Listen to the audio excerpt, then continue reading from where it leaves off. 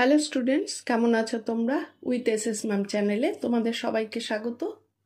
তোমাদের যে ভাষা চর্চা বই আছে তার যে দ্বিতীয় অধ্যায় শব্দের গঠন ও শ্রেণী বিভাগ, তার প্রথম পার্টটা এর আগের ভিডিওতে দেওয়া হয়েছিল।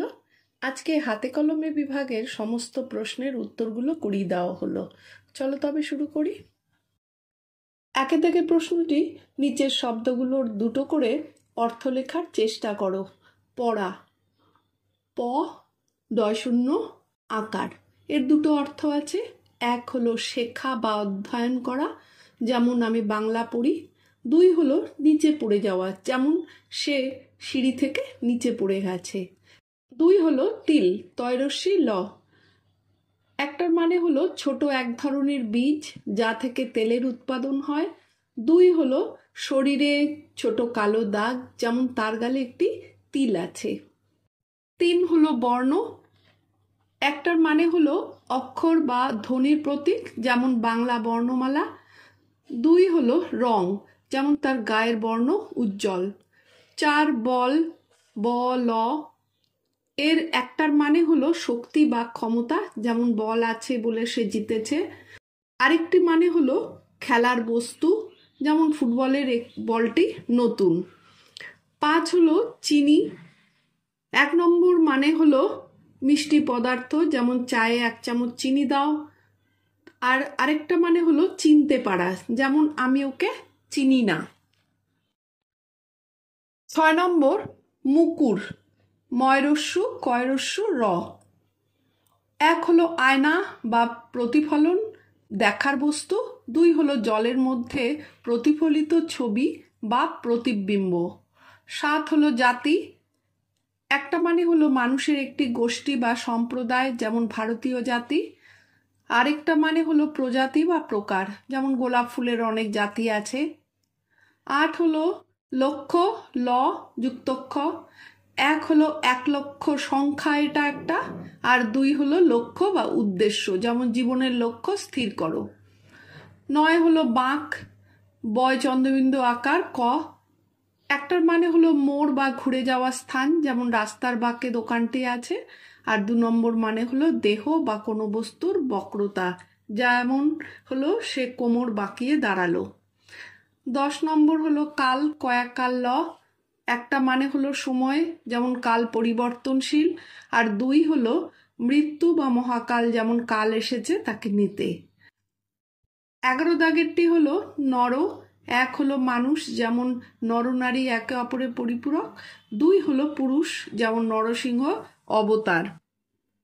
এবার 2 দাগের প্রশ্নটি, বাদিকের শব্দগুলোর সঙ্গে ডান দিকের শব্দগুলো মেলাও। কি আছে? দাউ দাউ প্রথমটা, এবার হবে ওটা দাউ দাউ আগুন হবে। গুম গুম, গুম গুমের সঙ্গে কি হবে পাশে? ওটা হবে কিল মারা।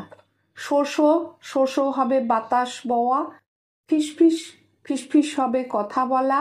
ভন ভন হবে মাছি। হাউ হাউ হবে কান্না। খিক খিক হবে হাসি। থপ থপ হলো পা ফেলে চলা। কড়কড় হলো বাজ পড়া। ঝনঝন হলো কাচের সাঁড়শি। তোমাদের পাশে উত্তরটা দেওয়া আছে।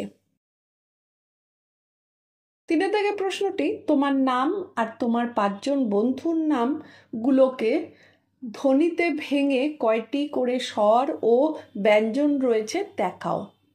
তা আমি এখানে আমার নাম এবং সাথে আরো 5টা নাম দিয়েছি, সেগুলোকে করে দেখালাম। 1 নম্বর হলো সুতপা। এবার ভাঙলে পরে কি হচ্ছে? সু ত পা। ধ্বনি এখানে কি কি আছে? দন্তস্ব, রস্যু, ত, প আর আ। স্বরধ্বনি হলো রস্যু আর আ, দুটো আছে স্বরধ্বনি। ব্যঞ্জন ধ্বনি আছে দন্তাস্ব, ত আর প, 3টি আছে। তাহলে মোট 2টো স্বর, 3টি ব্যঞ্জন, টোটাল আছে কটা? 5টা ধ্বনি। 2 নম্বর হলো নেহা। এবার ভাঙলে পরে কি হচ্ছে? নে হা। ধ্বনি কি? ন, এ, হ, আ। স্বরধ্বনি আছে এ আর কি? আ। আর ব্যঞ্জন ধ্বনি আছে ন আর হ, দুটো আছে। মোট 2টো স্বর ও 2টো ব্যঞ্জন ধ্বনি, তাহলে টোটাল হচ্ছে 4টে ধ্বনি। 3 হলো সুরঞ্জনা। ভাঙলে পরে কি দাঁড়াচ্ছে? সু, র, ইয় জয় আর দন্তের নয় আকার। ধ্বনি কি? দন্তেশ্বর, রস্যু, তারপর বয়শূন্য র, তারপর ইয় জয়, এবার দন্তের ন আর আ। স্বরধ্বনি আছে রস্যু আর আ, দুটো ব্যঞ্জন ধ্বনি অনেকগুলো, দন্তের স, বয়শূন্য র, ইয়, জ, বর্গীয় জ আর দন্তের ন, টোটাল 5টা আছে। তাহলে মোট হলো 2টো স্বরধ্বনি আর 5টা হলো ব্যঞ্জন, এবং সব শুদ্ধ মিলিয়ে আছে 7টি ধ্বনি। 4 নম্বর হলো শেফালি। ভাঙলে পরে কি হবে? তালিবর্ষ একার, ফয়াকার, লয় দীর্ঘি। ধ্বনি আছে তালিবর্ষ, একার, হ, আ, ল, রস্যি। স্বরধ্বনি আছে 3টে, কি কি সেগুলো? একার, স্বরেয়া, রস্যি। আর ব্যঞ্জন ধ্বনি আছে তালেবর্ষ, ফ আর ল, 3টি আছে। মোট 3টি স্বর ও 3টি ব্যঞ্জন, তাহলে টোটাল 6টা ধ্বনি আছে। 5 নম্বর হলো মমতাজ। ভাঙলে পরে কি হবে? ম, ম, তয়াকার আর বর্গীয় জ। ধ্বনি কি আছে? ম আছে, আরেকটা ম আছে, ত আছে, আ আছে আর বর্গীয় জ আছে। স্বরধ্বনি শুধুমাত্র আ একটি, ব্যঞ্জন ধ্বনি আছে 2টো, ম, ত, বর্গীয় জ, টোটাল আছে 4টে। তাহলে একটি স্বরধ্বনি আর 4টে ব্যঞ্জন ধ্বনি, তাহলে টোটাল হলো 5টা ধ্বনি। 6 নম্বর হলো কাহিনী। ভাঙলে পরে কি হবে? কয়াকার, হয় রস্যি, দন্তের নয় দীর্ঘি। ধ্বনি আছে কি কি? ক আছে, আ আছে, হ আছে, রস্যি আছে, দন্তের ন আছে, রস্যি দীর্ঘি আছে। স্বরধ্বনি হলো স্বরেয়া, রস্যই, দীর্ঘই, আর হলো 3টি আছে। ব্যঞ্জন ধ্বনি কি আছে? ক আছে, হ আছে আর দন্তের ন আছে। তাহলে মোট 3টি স্বরধ্বনি ও 3টি ব্যঞ্জন ধ্বনি, তাহলে টোটাল হলো 6টা ধ্বনি। 4 দাগে প্রশ্নটি, নিচের শব্দগুলোর মধ্যে মৌলিক শব্দ যৌগিক শব্দগুলোকে দুভাগে ভাগ করে সাজাও। শব্দগুলো কি কি? পণ্ডশ্রম, ঝুলন্ত, কড়ি, সফলতা, বই, মাছ, নিচতম, বিদ্যা মন্দির, ছয়, দাদা, দেখি। তাহলে মৌলিক শব্দগুলো যেগুলো জানি আমরা, ভাঙলে আলাদা শব্দ হয় না, সেগুলো কি কি হচ্ছে? কড়ি, বই, মাছ, ছয়, দাদা, দেখি। আর যৌগিক শব্দ কি? 2টো বা তার বেশি শব্দ বা ধাতু মিলে গঠিত হয়। যেমন পণ্ডশ্রম, পণ্ড যোগ শ্রম, ঝুলন্ত, ঝুল যোগ অন্ত, সফলতা, সফল যোগ তা, নিচতম, নিচ যোগ তম, বিদ্যা মন্দির, বিদ্যা যোগ মন্দির। 5 দাগে প্রশ্নটি, উপযুক্ত সংখ্যাবাচক ও পূরণবাচক শব্দ উল্লেখ করে শূন্যস্থান পূরণ করো। 5 কি আছে? 7 সমুদ্র, 13 নদী। এখানে সমুদ্রের আগে হবে 7, নদীর আগে 13 হবে। দুটোই সংখ্যাবাচক শব্দ, 7 এবং 13। 5 2, হাতের, তারপরে আছে ড্যাশ, আঙুল সমান হয় না। আমরা জানি এখানে হাতের 5 হবে, হাতের 5 আঙুল সমান হয় না, এটাও সংখ্যাবাচক শব্দ। 5 3, সপ্তাহে কয় দিন? 7 দিন। 7 দিন, 7 হলো এখানে সংখ্যাবাচক শব্দ। 5 4, শ্রাবণ হলো বছরের 4র্থ মাস, তাহলে এখানে 4র্থটা হবে পূরণবাচক শব্দ। 5 5, ষষ্ঠ শ্রেণীতে প্রথম স্থান পেয়েছে, এটা প্রথমটাও হবে এখানে পূরণবাচক শব্দ। 5 6, এখানে 7 ভাই চম্পা আর 1 বোন পারুল, এখানে দুটোই সংখ্যাবাচক, 1 এবং 7 দুটোই হলো সংখ্যাবাচক। 5 7, অরুণ বরুণ কিরণমালা, 3 ভাই বোন, তো এখানে কি হচ্ছে? সংখ্যাবাচক শব্দটা কি? সংখ্যাবাচক শব্দ হলো 3।